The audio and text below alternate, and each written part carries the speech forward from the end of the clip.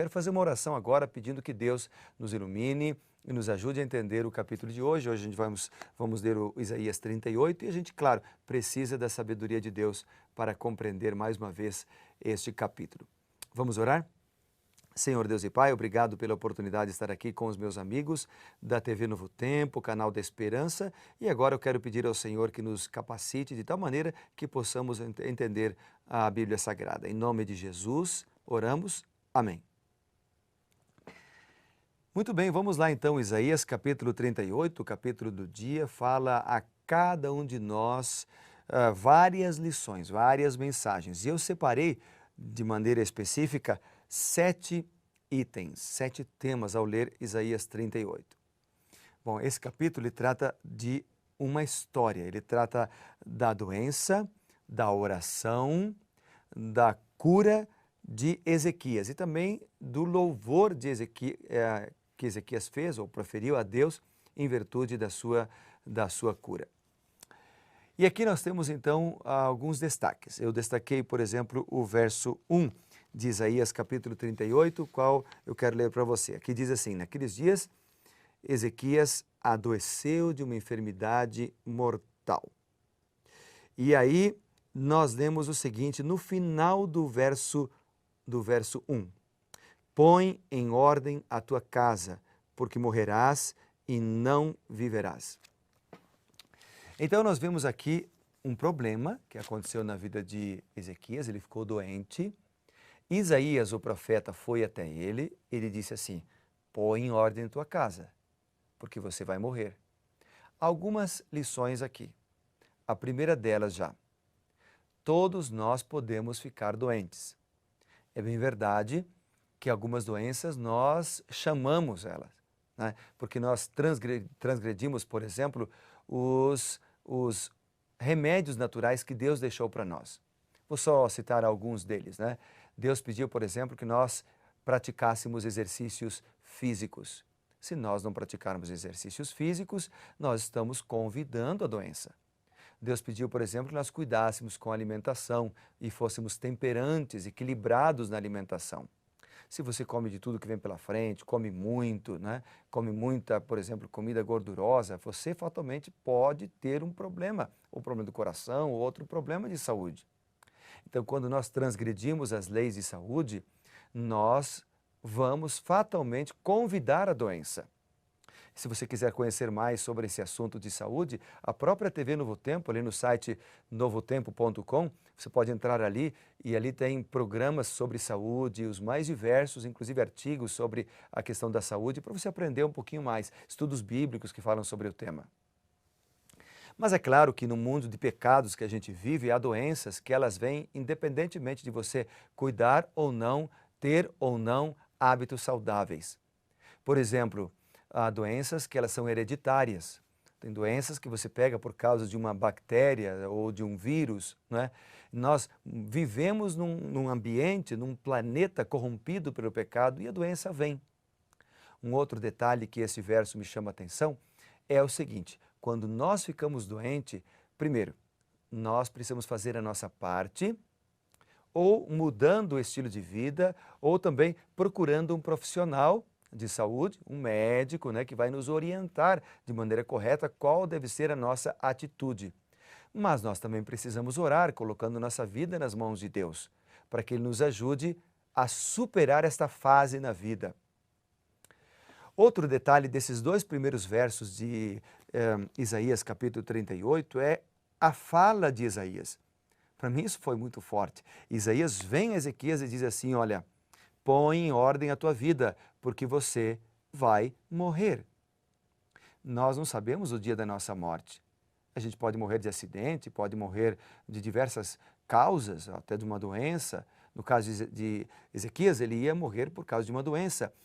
Então, o profeta vem e lhe anuncia isto. É como aquele médico que diz, você tem 2 meses de vida apenas. Se você soubesse o dia da sua morte, como você estaria? Estaria preparado? O que você faria se você soubesse que iria morrer daqui a 2 dias? O que você faria? Se prepararia? Não se prepararia? Continuaria exatamente a fazer o que você já faz, porque você está nas mãos de Deus?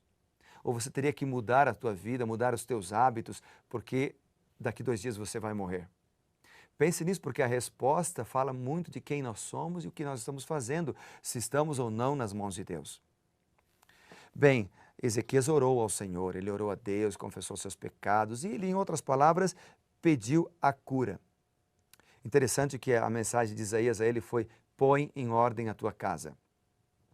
Para muitos, pôr em ordem a casa é passar a orar mais. Para muitos, pôr em ordem a casa é ir mais à igreja. Para muitos, pôr em ordem a casa significa tomar a decisão e ser batizado. Para muitos, pôr em ordem a casa significa decidir estudar a Bíblia. Para muitos, pôr em ordem a casa significa ser honesto, deixar de ser corrupto, deixar de roubar, deixar de falar mal dos outros, deixar de fofocar.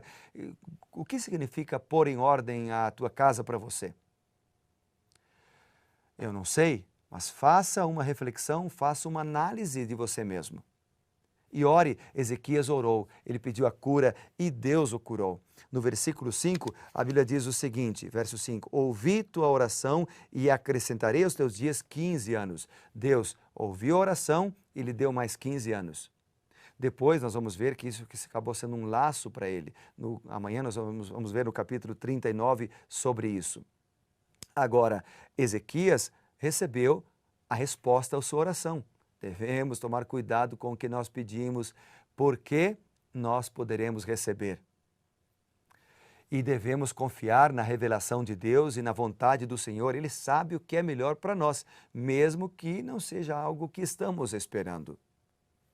Ainda eu destaquei aqui que Deus confirma a sua atuação. Por exemplo, algo interessante aqui, ó.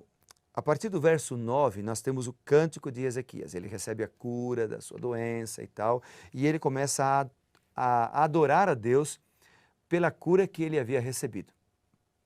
E dentro desse conceito, dentro desse louvor de Ezequias, ele diz o seguinte, na sua oração, que é também uma música, verso 18 e verso 19. Ele diz, a sepultura não te pode louvar, nem a morte glorificar-te. Não esperam em tua fidelidade os que descem a cova. Os vivos, somente os vivos, esses te louvam, como hoje eu faço. O Pai fará notória aos filhos a tua fidelidade.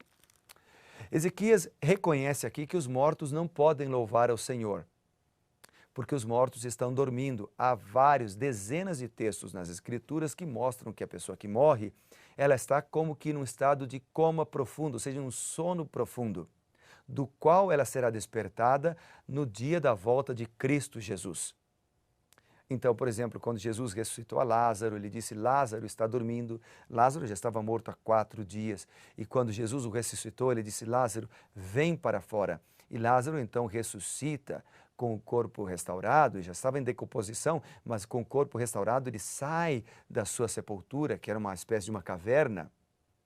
Paulo, lá em 1 Tessalonicenses, capítulo 4, a partir do verso 13, ele diz que os mortos em Cristo serão ressuscitados na volta de Jesus e ele chama esses mortos de os que estão dormindo. Há vários textos nas Escrituras que mencionam que os mortos estão dormindo, mas aqui Ezequias reconhece, ele diz assim, olha, se eu morresse, eu não poderia louvar o Senhor, porque os mortos não louvam o Senhor, somente os vivos.